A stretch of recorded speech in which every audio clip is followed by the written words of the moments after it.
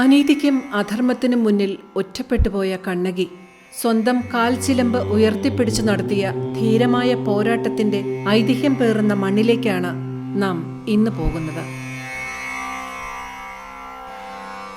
നൂറ്റാണ്ടുകൾ പഴക്കമുള്ളതും എന്നാൽ ഭക്തർക്ക് ആമുഖത്തിന്റെ ആവശ്യമില്ലാത്തതുമായ പുണ്യഭൂമി ആറ്റുകാൽ ഭഗവതി ക്ഷേത്രം, സ്ത്രീകളുടെ ശബരിമല. സർവമംഗളമംഗല്യേ ശിവേ സർവാർത്ഥസാധികേ ശരണ്യേ ത്രയംബകേ ഗൗരീ നാരായണി നമോസ്തുതേ.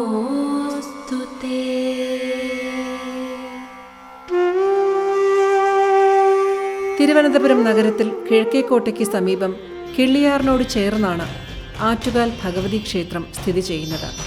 ആദിപരാശക്തിയുടെ മാതൃഭാവമായ ശ്രീ ഭദ്രകാളിയാണ് ആറ്റുകാൽ ഭഗവതി. ആദിപരാശക്തി, അന്നപൂർണേശ്വരി, മഹാലക്ഷ്മി, മഹാസരസ്വതി തുടങ്ങിയ ഭാവങ്ങളിൽ ദേവിയെ സങ്കല്പിക്കാറുണ്ടെങ്കിലും ഭക്തർക്ക് ദേവി ആറ്റുകാലമ്മയാണ്.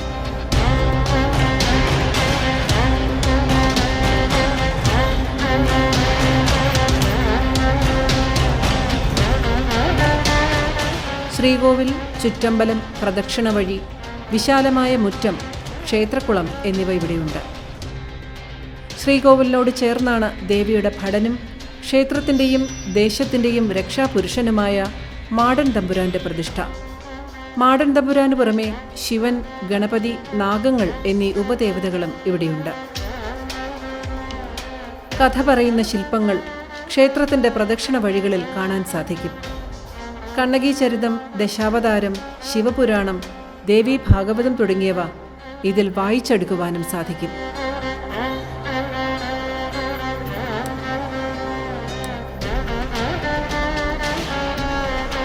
ഐതിഹ്യ കഥകൾ കൊണ്ട് സമ്പന്നമാണ് ആറ്റുകാൽ ക്ഷേത്രവും ചരിത്രപ്രസിദ്ധമായ ആറ്റുകാൽ പൊങ്കാല മഹോത്സവവും. മധുര നഗരം ചുട്ടരിച്ച കണ്ണകി ചേര രാജധാനിയായ കൊടുങ്ങല്ലൂരിലേക്ക് പോകും വഴി ആറ്റുകാൽ ദേശത്ത് എത്തിയെന്നും അവിടെ കിള്ളിയാറിൽ കുളിച്ച് സന്ധ്യാവന്ദനം ചെയ്യുകയായിരുന്ന മുല്ലുവീട്ടിൽ കാരണവർക്ക് ബാലികാരൂപത്തിൽ ദർശനം നൽകുകയും കരകവിഞ്ഞൊഴുകുന്ന കിള്ളിയാറിൻ്റെ മറുകരയിലെത്തിക്കാൻ അഭ്യർത്ഥിക്കുകയും ചെയ്തു. ബാലികയെ മറുകരയിലെത്തിച്ച് ഇരുവരും മുന്നോട്ട് നീങ്ങുന്ന വേളയിൽ ബാലിക അപ്രത്യക്ഷയായി.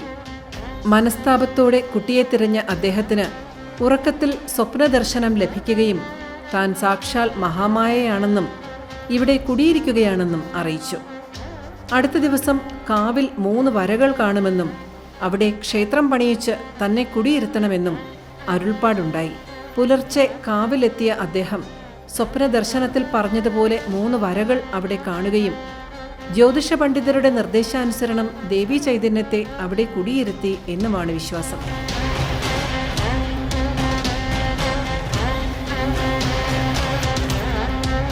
മധുര ചുട്ടരിച്ചു വന്ന കണ്ണകി കൊടുങ്ങല്ലൂരിലേക്കുള്ള യാത്രക്കിടെ അല്പനേരം വിശ്രമത്തിനായി ആറ്റുകാൽ ദേശത്ത് തങ്ങിയെന്നും ദേവീ ചൈതന്യം അറിഞ്ഞെത്തിയ സ്ത്രീജനങ്ങൾ പായ്ക്കുരവയിട്ടും മൺകലങ്ങളിൽ പൊങ്കാലയർപ്പിച്ചും ദേവിയെ സംപ്രീതയാക്കിയെന്നും വിശ്വാസം നിലനിൽക്കുന്നു. ഇതിൻ്റെ സ്മരണാർത്ഥമാണ് ആറ്റുകാൽ പൊങ്കാലയെന്നും വിശ്വസിക്കുന്നു. മഹിഷാസുരനെ വധിച്ച ദേവിക്ക് ഭക്തർ പൊങ്കാലയർപ്പിച്ച് സ്വീകരിച്ചു എന്നും വിശ്വാസമുണ്ട്. 1987 തങ്ക അങ്കി ഉണ്ടാക്കി ദേവിക്ക് സമർപ്പിച്ചത്. 1987. 2000 ആ തങ്ക അങ്കിക്ക് കുറേ മാറ്റങ്ങളൊക്കെ വരുത്തി വീണ്ടും അത് തന്നെ സ്ഥാപിച്ചിട്ടുണ്ട്. അപ്പം 1987 മുതൽ ഭക്തജനങ്ങൾക്ക് ദർശനം തങ്ക അങ്കി വെച്ചുള്ള ആറ്റുകാലമ്മയുടെ ദർശനമാണ് കിട്ടിയിട്ടുള്ളത്. 86 വരെ ഉള്ളൂ പണ്ട് പ്രതിഷ്ഠിച്ച അതേ വിഗ്രഹത്തിൽ മുഖക്കാപ്പ് നടത്തിയുള്ള ദർശനം അന്ന് കിട്ടിയിട്ടുണ്ട്. 10 നാൾ നീണ്ടു നിൽക്കുന്ന ആറ്റുകാൽ പൊങ്കാല മഹോത്സവം ചരിത്ര പ്രസിദ്ധമാണ്. കുംഭമാസത്തിലെ കാർത്തിക നക്ഷത്രത്തിൽ കൊടുങ്ങല്ലൂരിൽ നിന്ന് ദേവീ ചൈതന്യത്തെ ആവാഹിച്ച് കാപ്പുകെട്ടി കുടിയിരുത്തുന്നതോടെ ആറ്റുകാൽ പൊങ്കാല മഹോത്സവത്തിന് തുടക്കമാകും. വിശേഷാൽ പൂജകൾക്ക് ശേഷം 2 കാപ്പുകളിൽ ഒന്ന് ദേവിയുടെ ഉടവാളിലും മറ്റൊന്ന് ക്ഷേത്ര മേൽശാന്തിയുടെ കയ്യിലും കെട്ടും. ഇതോടെ അദ്ദേഹം പുറപ്പെടാ ശാന്തിയാണ്. പിന്നീട് 10ാം ദിവസം ദേവി പുറത്തേക്ക് എഴുന്നള്ളുന്നതുവരെ അദ്ദേഹം ക്ഷേത്രം വിട്ട് പുറത്തു പോകാൻ പാടില്ല എന്നുള്ളതാണ് ആചാരം. ഇതോടൊപ്പം ക്ഷേത്രത്തിന് മുന്നിലെ പച്ചപ്പന്തലിൽ തോറ്റംപാട്ട് ആരംഭിക്കും. ഓരോ ദിവസവും പാടുന്ന ചിലപ്പതികാരത്തിലെ കണ്ണകി ചരിതത്തിലെ കഥാഭാഗം അതാത് ഉത്സവ ദിവസത്തെ ക്ഷേത്ര ചടങ്ങുകളുമായി ബന്ധപ്പെട്ടതാണ്.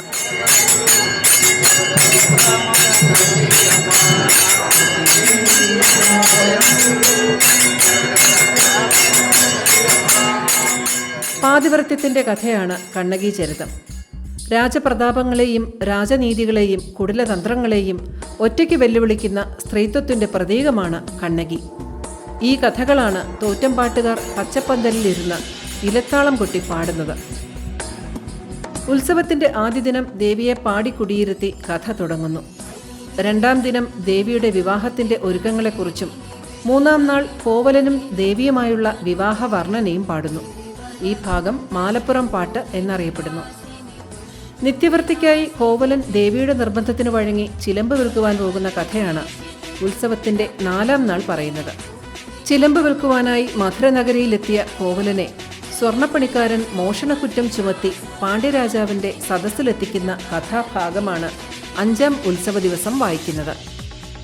മോഷണക്കുറ്റം ചുമത്തി പാണ്ഡ്യരാജാവ് കോവലനെ വധിക്കുന്ന ഭാഗം 6ാം ഉത്സവ ദിവസവും കോവലൻ്റെ മരണവാർത്ത അറിഞ്ഞ ദേവി പരമശിവനിൽ നിന്നും വരം വാങ്ങി കോവലനെ പുനർജീവിപ്പിച്ച ഭാഗം 7ാം ഉത്സവ ദിവസവും വായിക്കുന്നു. ദുഃഖസൂചകമായി അന്നേ ദിവസം ക്ഷേത്രനട രാവിലെ വൈകിയായിരിക്കും തുറക്കുക. കോപാകുലയായ ദേവി തൻ്റെ ഭർത്താവിനെ ചതിച്ച സ്വർണ്ണപ്പണിക്കാരനെ വധിക്കുന്ന ഭാഗമാണ് 8ാം ഉത്സവ ദിവസം വായിക്കുന്നത്. 9ാം ഉത്സവ ദിവസം രൗദ്രഭാവം പൂണ്ട ദേവി പാണ്ഡ്യരാജാവിനെ വധിച്ച് മധുരനഗരം ചുട്ടരിക്കുകയും വിജയശ്രീലാളിതയായി വരുന്ന ദേവിയെ ഭക്തജനങ്ങൾ പൊങ്കാലയിട്ട് സ്വീകരിക്കുന്നതുമായ ഭാഗം വായിക്കുന്നതോടെയാണ് വിശ്വപ്രസിദ്ധമായ ആറ്റുകാൽ പൊങ്കാലയ്ക്ക് തിരിതെളി.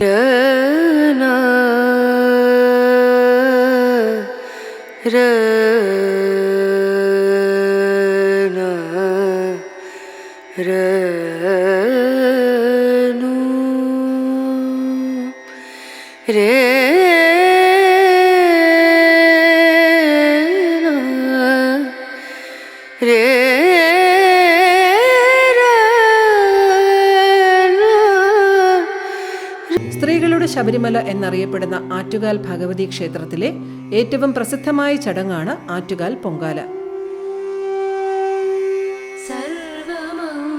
അന്നപൂർണേശ്വരി ദേവിയുടെ ഇഷ്ടവഴിപാടായ പൊങ്കാല കുംഭമാസത്തിലെ പൂരം നാളും പൗർണമിയും ഒത്തുചേരുന്ന 9ാം ഉത്സവ ദിവസമാണ് നടക്കാറുള്ളത്. പൊങ്കാല മഹോത്സവം ആരംഭിക്കുന്നത് തന്നെ കണ്ണകി ചരിതം തോറ്റംപാട്ടിലൂടെയാണ്. 8 മണിക്ക് കാപ്പ് കെട്ടുന്നു. അതിന് ഏകദേശം 1.5 മണിക്കൂർ മുമ്പേ തോറ്റംപാട്ട് ആരംഭിക്കുന്നു. കൊടുങ്ങല്ലൂർ ഭഗവതിയെ ആറ്റുകാലിലേക്ക് ആനയിച്ച് പ്രാർത്ഥിച്ച് വിളിച്ച് ഞങ്ങളുടെ ആറ്റുകാലിൽ എത്തിക്കുന്നു. അതാണ് തുടക്കം. അതാണ് ഇതിൻ്റെ ഐതിഹ്യം. കാപ്പ് കെട്ടുന്ന സമയത്ത് ദേവി ഇവിടെ കുടിയിരുന്ന് കഴിഞ്ഞു. അതാണ് ആ കാപ്പ് കെട്ട് സമയം. കണ്ണകി ചരിതത്തിൻ്റെ തോറ്റംപാട്ടിലൂടെയാണ് ദേവിയുടെ കല്യാണം, അത് കഴിഞ്ഞ് ഭർത്താവിനെ ചതിച്ചു പാണ്ഡ്യരാജാവ് കൊല്ലുന്നതും അതിനുശേഷം വീണ്ടും ദേവി പുനർജീവിപ്പിച്ച് 7ാം ഉത്സവ ദിവസം ദേവി ആ രാത്രിയിലുള്ള, അതായത് 6ാം ഉത്സവ ദിവസം രാത്രി 1 മണിക്ക് നട അടച്ചു കഴിഞ്ഞാൽ തോറ്റംപാട്ട് ആരംഭിച്ചാൽ അതിനകത്ത് ദേവി ഭർത്താവിൻ്റെ മരണം, അതിനുശേഷമുള്ള പുനർജീവിപ്പിക്കൽ, ഇതെല്ലാം കഴിഞ്ഞിട്ട് 7:30 ആകുമ്പോഴത്തേക്കും 7 മണി ആകുമ്പോഴത്തേക്കും ഭർത്താവ് പുനർജീവിച്ച് വരുന്നതിൻ്റെ സന്തോഷത്തിലാണ് അന്നത്തെ ദിവസം തുടങ്ങുന്നത്. 7:30ക്കാണ് നട തുറക്കുന്നത്. കുംഭമാസത്തിലെ പൂരം നക്ഷത്രത്തിലാണ് ഈ പൂരവും പൗർണമിയും നിൽക്കുന്ന ദിവസമാണ്, ഒത്തുചേരുന്ന 9ാം ദിവസമാണ് ഈ പൊങ്കാല നടക്കുന്നത്. ഈ പറഞ്ഞതുപോലെ കലം പ്രതിനിധാനം ചെയ്യുന്നത് ഭൂമി. അപ്പോൾ ഭൂമി, അതുപോലെ അഗ്നി, വായു എന്നിങ്ങനെ ഉള്ള ജലം, ആകാശം, ഈ പഞ്ചഭൂതങ്ങളുടെ ഒരു യോജിപ്പ് തന്നെയാണ് പൊങ്കാല. ആ ഒരു പൊങ്കാല തിളച്ച് വരുമ്പോൾ കിട്ടുന്ന, ഈ പൊങ്കാല ഇടുന്നവർക്ക് കിട്ടുന്ന ഒരു ഐശ്വര്യമാണ് എല്ലാ സ്ത്രീകളും പൊങ്കാലയിട്ട് ചെയ്യുന്നത്. കൃത്യമായ വ്രതാനുഷ്ഠാനങ്ങളോടെ മാത്രമേ പൊങ്കാല അർപ്പിക്കാവൂ എന്നാണ് വിശ്വാസം. പൊങ്കാലയ്ക്ക് മുൻപ് കുറഞ്ഞത് ഒരാഴ്ചയെങ്കിലും വ്രതം നോറ്റിരിക്കണം. കൂടാതെ ദിവസവും 2 നേരം കുളിച്ച് മത്സ്യമാംസാദികൾ ഒഴിവാക്കി മനഃശുദ്ധിയോടും ശരീരശുദ്ധിയോടും കൂടി വേണം വ്രതമെടുക്കാൻ. അതിനു പുറമെ പൊങ്കാലയുടെ തലേദിവസം ഒരിക്കൽ മാത്രം ആഹാരം കഴിച്ച് പൊങ്കാല ദിവസം രാവിലെ ക്ഷേത്ര ദർശനം നടത്തി വേണം പൊങ്കാല അർപ്പിക്കാനുള്ളത്. പൊങ്കാല തിളയ്ക്കുന്നതുവരെ ജലപാനം ഒഴിവാക്കിയാണ് ഭക്തർ പൊങ്കാല അർപ്പിക്കാറുള്ളത്. പൊങ്കാലയ്ക്കായി പച്ചരിയോ പുന്നല്ലരിയോ ഉപയോഗിക്കാം. വെള്ളച്ചോറ്, പായസം, ശർക്കര പായസം, തിരളി, മണ്ടപ്പുറ്റ്, ശർക്കരയിട്ട പയർ എന്നിവയാണ് പ്രധാന പൊങ്കാല നിവേദ്യങ്ങൾ. 3 ഇഷ്ടികകൾ അടുക്കി വെച്ച് തയ്യാറാക്കുന്ന താൽക്കാലിക അടുപ്പുകളിലാണ് പൊങ്കാല ഇടുന്നത്. മൺകലങ്ങളാണ് ഇതിനായി ഉപയോഗിക്കുക. അഗ്നി പകരാൻ കൊതുമ്പ്, ചൂട്ട് എന്നിവ മാത്രമാണ് ഉപയോഗിക്കുന്നത്. നേർച്ച അനുസരിച്ച് എത്ര കാലത്തിൽ വേണമെങ്കിലും പൊങ്കാല അർപ്പിക്കാവുന്നതാണ്. ഉച്ചപൂജ കഴിഞ്ഞ് ക്ഷേത്രതന്ത്രി കൈമാറുന്ന പ്രത്യേക തീർത്ഥം മേൽശാന്തി തിടപ്പള്ളിയിലെ പൊങ്കാല അടുപ്പിലേക്ക് പകരുന്നതോടെ പൊങ്കാല നിവേദ്യ ചടങ്ങുകൾ ആരംഭിക്കും. ഓരോ വർഷവും പൊങ്കാലയിട്ട് ദേവിയുടെ അനുഗ്രഹം പ്രാപിക്കുവാനായി ഇവിടെ എത്തുന്ന സ്ത്രീകളുടെ എണ്ണത്തിൽ വൻ വർധനമാണ് ഉള്ളത്. ലോകത്തിൽ ഏറ്റവും അധികം സ്ത്രീകൾ ഒത്തുകൂടുന്ന ചടങ്ങ് എന്ന നിലയിൽ ഗിന്നസ് വേൾഡ് റെക്കോർഡ്സിൽ ഇടം നേടിയ ഖ്യാതിയും ആറ്റുകാൽ പൊങ്കാലയ്ക്കുണ്ട്. സ്വന്തം കൈയാൽ ദേവിക്ക് നിവേദ്യം അർപ്പിക്കാനുള്ള അവസരമായാണ് ഭക്തർ പൊങ്കാലയെ കണക്കാക്കുന്നത്. പൊങ്കാല ദിവസം ക്ഷേത്രത്തിൻ്റെ ശ്രീകോവിലിൽ നിന്നും മേൽശാന്തി വിളക്ക് കത്തിച്ച് അത് ദേവിയുടെ മുഖ്യ തിടപ്പള്ളിയിലെ പൊങ്കാല അടുപ്പ് കത്തിച്ചതിന് ശേഷം അത് സഹമേൽശാന്തിക്ക് കൊടുത്ത് അത് പുറത്തുള്ള, അതായത് വഴിപാട് വയ്ക്കുന്ന തിടപ്പള്ളിയിൽ പൊങ്കാല അടുപ്പ് കത്തിക്കും. അതിനുശേഷം സഹമേൽശാന്തി അത് പണ്ടാര അടുപ്പ്, ക്ഷേത്രത്തിന് മുൻവശത്ത് ഉള്ള പന്തൽ കെട്ടി കണ്ണകി ചരിതം പാടുന്ന പാട്ടുകാരിരിക്കുന്ന സ്ഥലം, അവിടെ അതാണ് നമ്മുടെ പണ്ടാര അടുപ്പെന്ന് പറയുന്നത്. അവിടുത്തെ ആശാൻ, ഈ തോറ്റംപാട്ട് പാടുന്ന മധു ആശാനാണ്. അദ്ദേഹം അടുപ്പ് കത്തിച്ചാണ് നമ്മുടെ പൊങ്കാല ആരംഭിക്കുന്നത്. ഈ അടുപ്പിൽ തീ പകരുമ്പോഴത്തേക്കും ചെണ്ടമേളം കേൾക്കും. അതിൻ്റെ അടിസ്ഥാനത്തിലാണ് ചുറ്റുവട്ടമുള്ള വളരെ ദൂര സ്ഥലങ്ങളിലിരിക്കുന്നവരുടെ അടുപ്പുകളിൽ തീ പകരുന്നത്.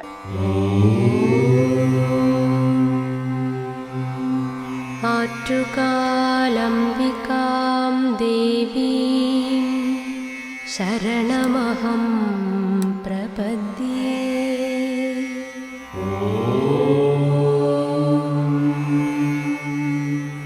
1960 കാലഘട്ടത്തിലായാണ് ഇതിന് നല്ല പ്രശസ്തി വന്നു തുടങ്ങിയത്. അപ്പോഴത്തേക്കും ഈ പൊങ്കാലയുടെ എണ്ണമൊക്കെ കൂടാൻ തുടങ്ങി. മാത്രമല്ല ആൾക്കാർ ഇവിടെ അമ്പലം സന്ദർശിക്കുന്നതും കൂടുതലായി. അമ്പലത്തിൽ കൂടുതൽ ആൾക്കാർ ഇവിടെ വന്ന് പ്രാർത്ഥിച്ചു കഴിയുമ്പോൾ അവർക്ക് നല്ല അനുഭവം കിട്ടുന്നതിൻ്റെ അടിസ്ഥാനത്തിൽ, കൂടുതൽ ആൾക്കാർ വന്നതിൻ്റെ അടിസ്ഥാനത്തിൽ നമുക്ക് ഗിന്നസ് റെക്കോർഡിൽ 15 ലക്ഷം ആൾക്കാരെ പൊങ്കാല ഇട്ടതിൻ്റെ ഒരു ഗിന്നസ് റെക്കോർഡ് നമുക്ക് കിട്ടുകയുണ്ടായി. അത് കഴിഞ്ഞിട്ട് 2009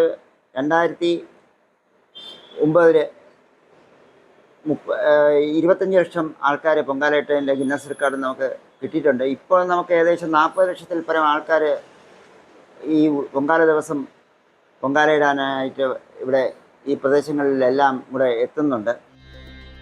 പൊങ്കാലയ്ക്ക് പുറമെ ഉത്സവ നാളുകളിൽ നടക്കുന്ന പ്രധാനപ്പെട്ട ചടങ്ങുകളാണ് കുത്തിയോട്ടവും താലപ്പൊലിയും. 3-ാം ഉത്സവ ദിവസമാണ് കുത്തിയോട്ട് വ്രതം ആരംഭിക്കുക. 14 വയസ്സിന് താഴെയുള്ള ബാലന്മാരാണ് കുത്തിയോട്ട് വ്രതം അനുഷ്ഠിക്കുന്നത്. മഹിഷാസുര വധത്തിന് ദേവിയോടൊപ്പം ദേവസൈനികർ വ്രതം നോറ്റതിൻ്റെ പ്രതീകമായിട്ടാണ് കുത്തിയോട്ട വ്രതം. 3-ാം ഉത്സവ ദിവസം രാവിലെ ക്ഷേത്രത്തിലെത്തി ക്ഷേത്രക്കുളത്തിൽ കുളിച്ച് ഒറ്റ തോർത്തൊടുത്ത് പള്ളിപ്പലകയിൽ നാണയം ദക്ഷിണയായി സമർപ്പിച്ച് മേൽശാന്തിയിൽ നിന്ന് പ്രസാദം സ്വീകരിക്കുന്നതോടെ വ്രതം ആരംഭിക്കും. പള്ളിപ്പളയിൽ പണം വയ്ക്കട്ടോ, പള്ളിപ്പളയിൽ പണം വയ്ക്കട്ടോ, പള്ളിപ്പളയിൽ പണം വയ്ക്കട്ടോ.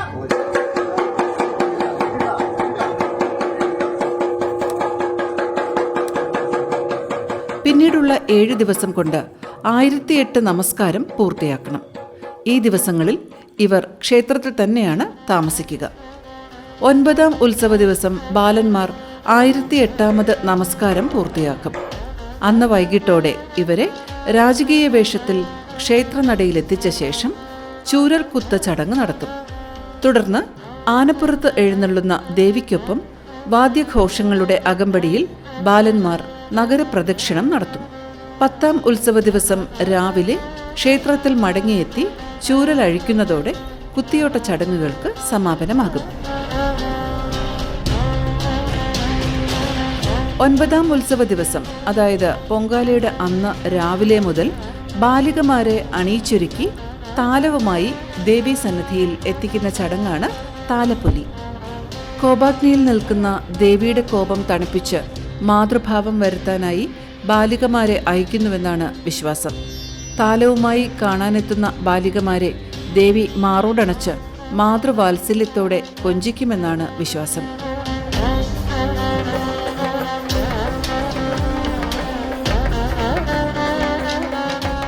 ആറ്റുകാൽ പൊങ്കാല മഹോത്സവത്തിന് മാറ്റുകൂട്ടുന്ന ഒന്നാണ് വിളക്കുകെട്ടുകൾ.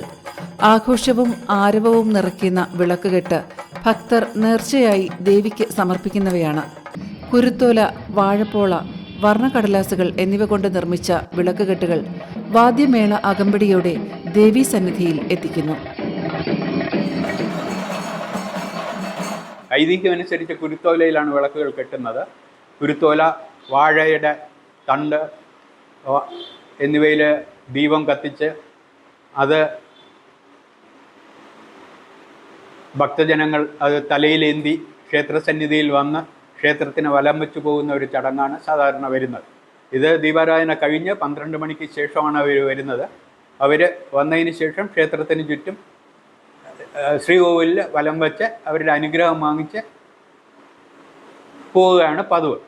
ഇതുകൊണ്ട് പ്രധാനമായിട്ടും ഉദ്ദേശിക്കുന്നത് കുടുംബത്തിൻ്റെ ഐശ്വര്യം, കുടുംബത്തിൻ്റെ രോഗങ്ങളിൽ നിന്നുള്ള മുക്തി, അംഗങ്ങൾക്കുള്ള ഭാവി ഉയർച്ച, ഈ വക കാര്യങ്ങൾക്ക് വേണ്ടിയാണ് സാധാരണഗതിയിൽ ഈ ചടങ്ങ് നിർവഹിക്കുന്നത്.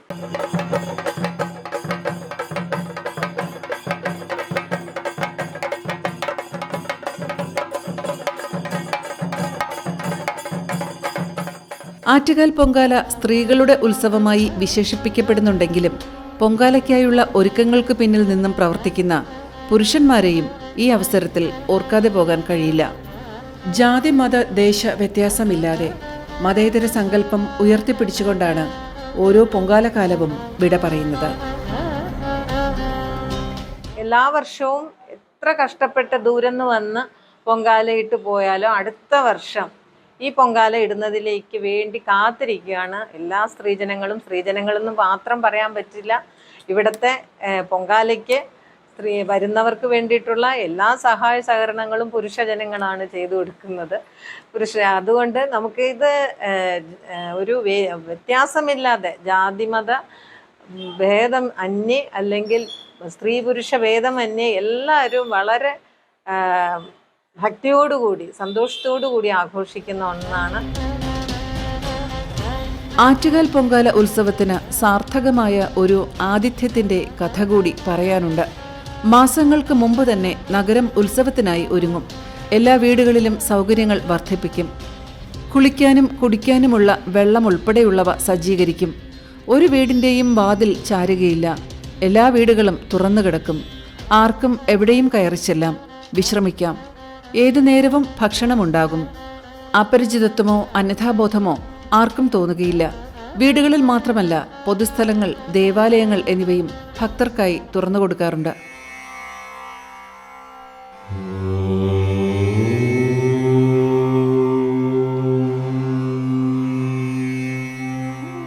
ആറ്റുകാലമ്മ സർവവരപ്രദായിനിയാണ്, സർവം സഹയാണ്, അന്നപൂർണേശ്വരിയാണ്, മോക്ഷദായിനിയാണ്. ഓരോ വർഷവും നോമ്പ് നോറ്റ് അമ്മയുടെ പാദങ്ങളിൽ വണങ്ങി നാമജപത്തോടെ പൊങ്കാല അർപ്പിക്കുമ്പോൾ ഭക്തരുടെ മനസ്സിലെ പ്രാർത്ഥനകളും പ്രതീക്ഷകളും അമ്മയ്ക്ക് മുൻപിൽ സമർപ്പിക്കുകയാണ്. അതിലൂടെ കിട്ടുന്ന ആത്മവിശ്വാസവും ഊർജവും ഉൾക്കൊണ്ട് വീണ്ടും അടുത്ത വർഷത്തെ പൊങ്കാലയ്ക്കായുള്ള കാത്തിരിപ്പാണ് ഓരോ ഭക്ത മനസ്സിലും.